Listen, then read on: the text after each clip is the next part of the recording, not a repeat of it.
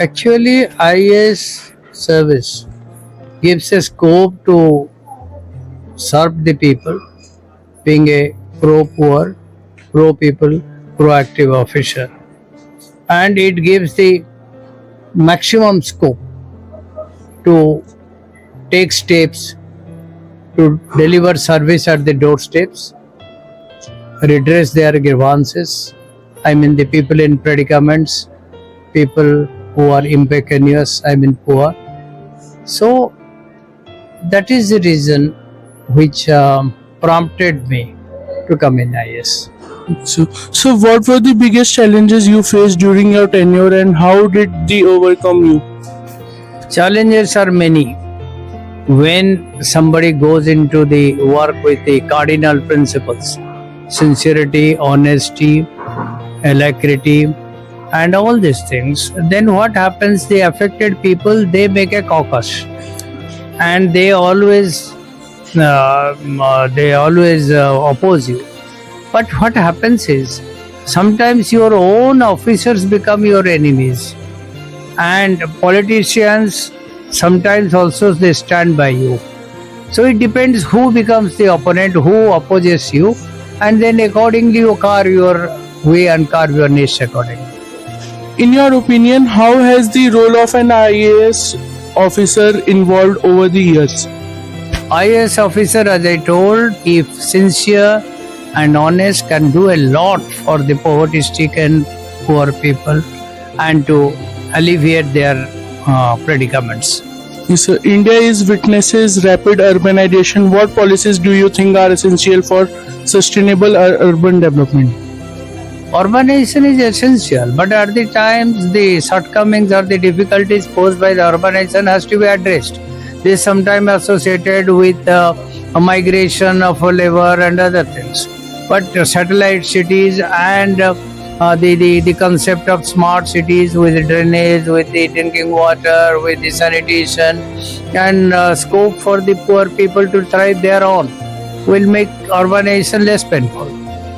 What are the some area keys where India still face governance challenges and how can you bring bureaucrats contribute to solving them? The main problem is the population. And then population, if whatever the GDP may be there, whatever maybe the growth is there, it is being nullified by the population. Now the other things which comes into is the poverty, unemployment, inflation, all these things to be addressed at the grassroots level and their own. And corruption also sometimes has become a major part which is blocking all kind of progress. That should be addressed.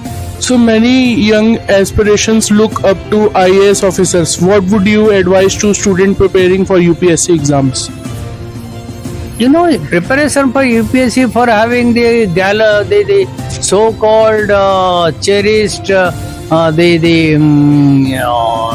aura attached with IAS is not there. When if you are trying to coming to IAS, you should be prepared to serve people. You should be prepared to pro people and proactive officer. It is not questions of your glamour or something. It is not there.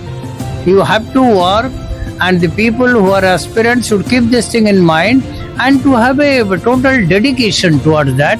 And also the preparation for IAS required a very sustained perseverance. So can you please explain the challenges which you face during UPSC preparation if you suggest your opinion to aspiration who wants to crack exam? I didn't face any challenges. You know, I always tell that study is an art.